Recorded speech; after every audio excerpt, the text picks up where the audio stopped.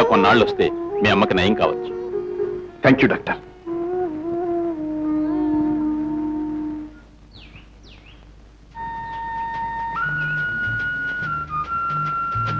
ఏమిటలా చూస్తున్నావు? నీ రాతకు నా రాతకు ఉన్న పోలికి ఆశ్చర్యపడుతున్నాను. అంటే అంటే ఈ ప్రపంచంలో అభాగ్యులే ఒకరికొకరు ఆత్మీయులు. నీ రుణం ఎలా తీర్చుకోవాలో నాకు అర్థం కావటం. అదేం లేదు. నా వల్ల మీ అమ్మగారికి మేలు జరుగుతుందంటే నాకెంతో తృప్తిగా ఉంది. లిల్లీ, ఈ ప్రపంచంలో నాకెవ్వరూ చేయని సహాయం చేశావు. నీ రుణం తీర్చడం కోసం అవసరమైతే నా ప్రాణాలు కూడా ఆనందంగా సమర్పిస్తాను.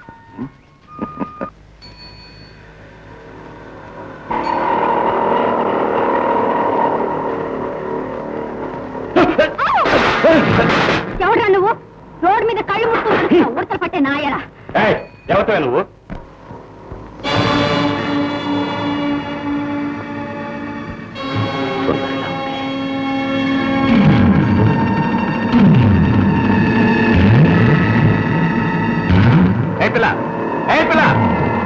ఈ పిల్లని ఎక్కడో చూసినట్టుంది. అచ్చం సుందరి పోలికలు కనిపిస్తున్నాయి. ఒకవేళ సుందరి కూతురు కాదు కదా. నేను జాన్సన్కి ఇచ్చిన పిల్ల ఉంటున్నా. రే జాన్సన్, పిల్లని చాలా బాగా పెంచావరా. బంగారం బొమ్మలా ఉంది. నాకు ఇవ్వనురా.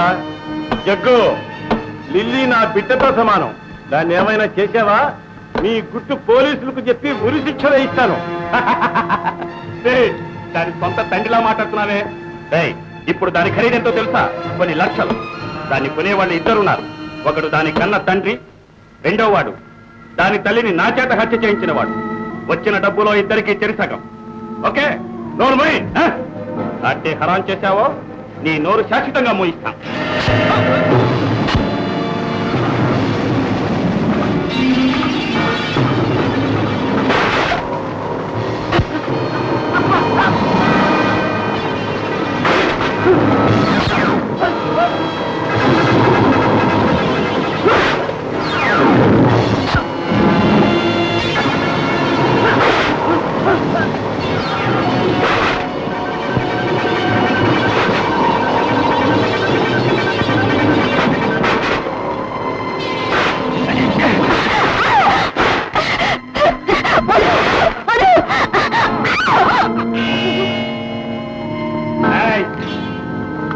బాబాయ్ బాబాయ్, ఎవరో రౌడీ నిన్నీ చొక్కగా పుడుతున్నాడు.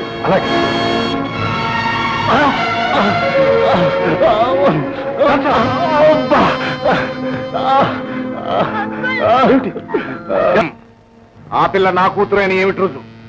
పిల్లని చూస్తే మీ కూతురని మీరే ఒప్పుకుంటారు. పిల్ల అచ్చం తల్లి పోలికి. నిజమా? అవును. మీ భార్య ఫోటో ఉందా? ఉంది. ఇదిగో. అయితే ఇదిగో మీ కూతురు ఫోటో. అవును, నా కూతురే. ఎక్కడుంది? వెళ్దాం పద. మిస్టర్ రామ్ ప్రసాద్, నీ ఒక్కగానొక్క కూతురునంత తేలిక ఇవ్వడానికి నేనేం పిచ్చివాణి కాదు. ఇంతకాలం అజ్ఞాతంలో ఎన్నో కష్టాలు అనుభవించాను. కొంతకాలమైన సుఖాలు అనుభవించద్దా? ఓ, అయితే ఎంత కావాలి? కనీసం 2 లక్షలు. 2 లక్షలు? అమ్మాయిని చూపించు, ఇస్తాను. నువ్వేం రానక్కర్లేదు, నేనే తీసుకొస్తాను. ముందు డబ్బివ్వు. అమ్మాయిని తీసుకురా, ఇస్తాను. అలాగే.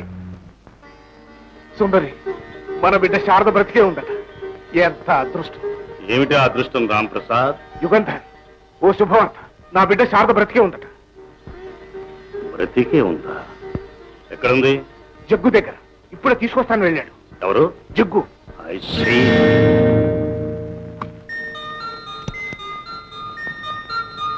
జగ్గు.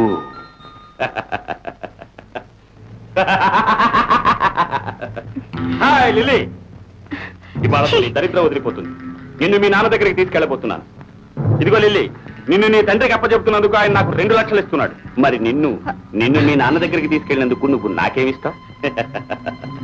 ఇంతకాలం అజ్ఞాతవాసంలో ఆడగాలే తగలేదు. ఆ మజా నువ్వు చూపించాలి. ఏంటి గింజుకుంటున్నావు? ఎంత గింజుకున్నా నిన్ను ఇక్కడ ఎవడో రక్షించేవాడు లేడు.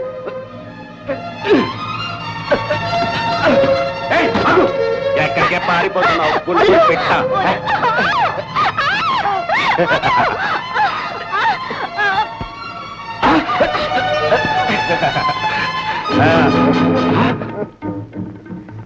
ఎవరా నువ్వు? ఏమి ఈ ఆరాటము ఎందులకి పోరాటము మూర్ఖుడా ఏయ్, ఆగు. స్వాముల వారి మీద చేయి చేసుకుంటావురా నువ్వు వెళ్ళమ్మా ఒరే మూర్ఖుడా, నీ ముక్కు కొరికేస్తానురా నిన్ను పిండి చేసేస్తానురా మళ్ళీ మళ్ళీ కొడతావురా నువ్వు రూల్ ప్రకారం అయితే నిన్ను బొక్కలో పెట్టాలరా కానీ నీ మొహం చూస్తుంటే నాకు దాలేయట్లేదురా గిల్లేస్తాను రా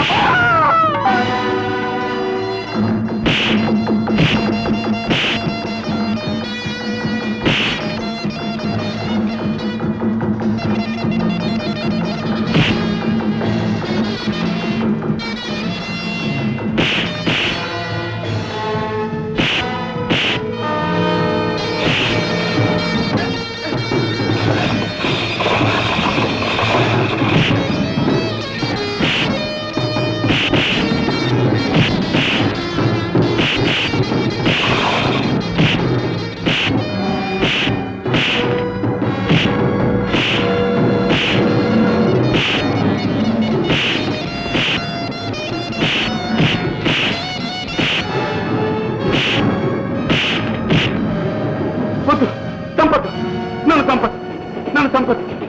లిల్లీని తనకిస్తే 2 లక్షలు ఇస్తానన్నారు దాని తండ్రి. ఆ 2 లక్షలు మీరే తీసుకోండి, చంపద్దు. లే, లిల్లీ తండ్రి ఎవరు? ఈ ఊళ్ళో లక్షాధికారి రాంప్రసాద్. రాంప్రసాద్? లిల్లీ తండ్రిని ఎవరు చంపారు? నేనే. ఎందుకు చంపారు? మా గుట్టంతా మీకు తెలుసు. ఇన్స్పెక్టర్ రామారావు నిర్దోషని, అసలు దొంగ నోట్లు ముద్ర వేసిన వాళ్ళు ఎవరో తనకు తెలుసని, ఆ రహస్యం పోలీసులకు చెప్తానని బెదిరించింది. ఇన్స్పెక్టర్ రామారావు అతను చెప్తాను, వదలండి. అతనికి నిజాయితీ గల పోలీస్ ఆఫీసర్.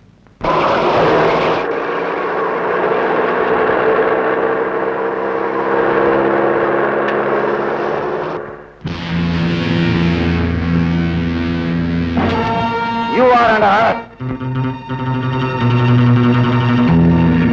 ఆగు, ఓపెన్ ది బాక్స్. దొంగ నోట్లు. రామ్ ప్రసాద్ హియర్. ఇన్స్పెక్టర్ రామారావు మాట్లాడుతున్నాను. Hello inspector. రామ్ ప్రసాద్, స్నేహితుడిగా నేను ఒక విషయం హెచ్చరిద్దామని ఫోన్ చేశాను. ఏమిటి మీరు మాట్లాడేది? ఈ మధ్య నేను అరెస్ట్ చేసిన 2-3 దొంగ నోట్ల ముఠాల నుంచి వాళ్ళతో నీకు సంబంధం ఉన్నట్లు చూసాయిగా తెలిసింది. అదే నిజమైతే నా విధి నిర్వహణలో నేను నీ పట్ల చాలా సీరియస్ యాక్షన్ తీసుకోవాల్సి వస్తుంది. అది నిజమని రుజువయ్యే లోపే వాళ్ళతో నీకేమైనా సంబంధాలుంటే అవి తెంచుకోవడం మంచిదని నిన్ను హెచ్చరిస్తున్నాను. ఒకవేళ నిన్ను అరెస్ట్ చేయాల్సిన క్షణమే వస్తే అందుకు మన స్నేహం అడ్డుపడుతుందని, అది నిన్ను ఆదుకుంటుందని మాత్రం భ్రమపడదు. బాయ్. చెక్కు. ఇన్స్పెక్టర్ రామారావుకి మన విషయాలు చాలా తెలిసాయి. స్నేహితుడైనా సరే మన దారి కడ్డొచ్చేవాడి అంత చూడాల్సిందే. ఆ విషయం నాకెడిచి పెట్టండి.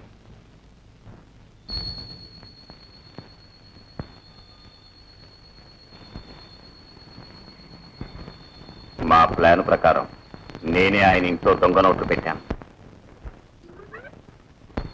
నిజంగా ఇన్స్పెక్టర్ రామారావు నిర్దోషి. ఏమైంది? మన ప్లాన్ ప్రకారం ఇన్స్పెక్టర్ రామారావుని దొంగ నోట్ల కేసులో ఇరికించి జైలుకి పంపించాం. ఇక అతని పీడ మనకు శాశ్వతంగా విరగడైనట్టే. అన్నయ్య, నీతో ఒక ముఖ్యమైన విషయం చెప్పాలి. ఆయన ఏమిటమ్మా, మళ్ళీ మీ భార్యాభర్తల మధ్య ఏదైనా పొట్లాట వచ్చిందా? అబ్బా, మీ మధ్య తగులు తీర్చలేక నేను తస్తున్నాను. అది కాదన్నయ్యా. చూడమ్మా, ఏదో ఆఫీస్కి వెళ్తూ దోవలోనే కదా అని చూసిపోదామని వచ్చాను. నాకు చాలా పనులు ఉన్నాయి. ఈ ప్రాబ్లమ్స్ ఏవి నాకు పెట్టద్దమ్మా. వస్తా. అన్నయ్య, ఏమండి, ఏమిటి మీరు చేసిన పని? ఏం చేశాను? రామారావు అన్నయ్య మీద అన్యాయంగా కేసు మోపి జైలుకి పంపారు. అదంతా నీకు అనవసరం. మీ స్నేహితుడికి ఇంత ద్రోహం చేస్తారా? ఒక మంచి కుటుంబానికి అన్యాయం చేస్తే ఆ ఉసురు మనకు తగలిపోదండి. రామారావు అన్నయ్య జైలుకి వెళ్తే ఆయన భార్య బిడ్డలు గతి ఏమిటి? రేపు మన బిడ్డకి ఆ గతి పడితే మీరు భరించగలరా? అసలు నేరస్తులు ఎవరో నాకు తెలుసు. ఏం తెలుసు? ఇక్కడ కాదు, రేపు కోర్టులో చెప్తాను. కుండ బద్దలు కొట్టినట్టు నిజం చెప్తాను. ఏమిటా బాగుడు? శాంతి నా ప్రాణ స్నేహితురాలండి. మీరు చేసిన పాపానికి ఆ తల్లి బిడ్డలు శిక్ష అనుభవించడం నేను సహించలేను. రామారావు అన్నయ్య నిర్దోషిని రుజువు చేసి ఆ కుటుంబాన్ని కాపాడు నా విధి, నా ధర్మం. హలో, హైదరాబాద్ నుంచి కాలా ఇవ్వండి. సుందరి, ఈ గొడవలో ఈ ఫోన్ లో మాట్లాడకు. హలో, నేను సుందరిని. అమ్మకు హార్ట్ అటాకా? నేను వెంటనే కార్లో బయలుదేరి వస్తున్నాను. అలాగే.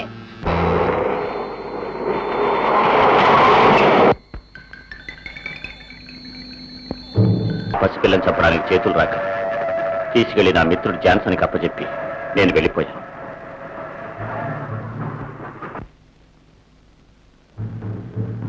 ఇన్స్పెక్టర్ రామారావన్న, ఆయన గురించి నీకు ఇంకేమైనా తెలుసా? ఆయన ఇప్పుడు ఎక్కడున్నాడు? ప్రస్తుతం కలకత్తా జైల్లో ఉన్నారు. ఐసి. అయితే ఆ రామారావు గారిని జైలుకు పంపించడానికి, లిల్లీ తల్లిని హత్య చేయడానికి నువ్వు ఒక్కడివే బాధ్యుడివా? వెనక ఇంకెవరైనా ఉన్నారా? అదంతా బాస్ ఆర్డర్. ఎవరా బాస్? ఆయన ఒక పెద్ద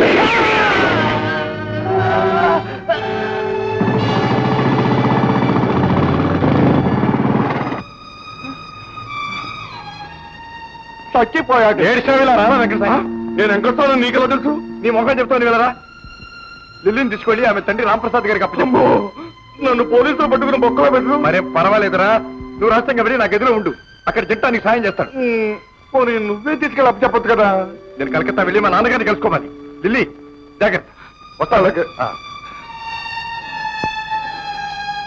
పూర్వజన్మలో నేను ఎంతో పుణ్యం చేసుకుని ఉంటాను. అందుకే పోయిందని ఆశ వదులుకున్న ఒక్కగానొక్క బిడ్డవి మళ్ళీ దొరికావు. చూడమ్మా, ఈ రోజు నుంచి నీ పేరు లిల్లీరత్నం కాదు, శారద. అలాగే డాడీ. ఇన్నాళ్లకు నువ్వు మళ్ళీ దొరికే శుభ సందర్భంలో ఊళ్ళో పెద్ద మనుషుల్ని, మన బంధుమిత్రుల్ని అందరిని పిలిచి ఘనంగా పార్టీ చేస్తా.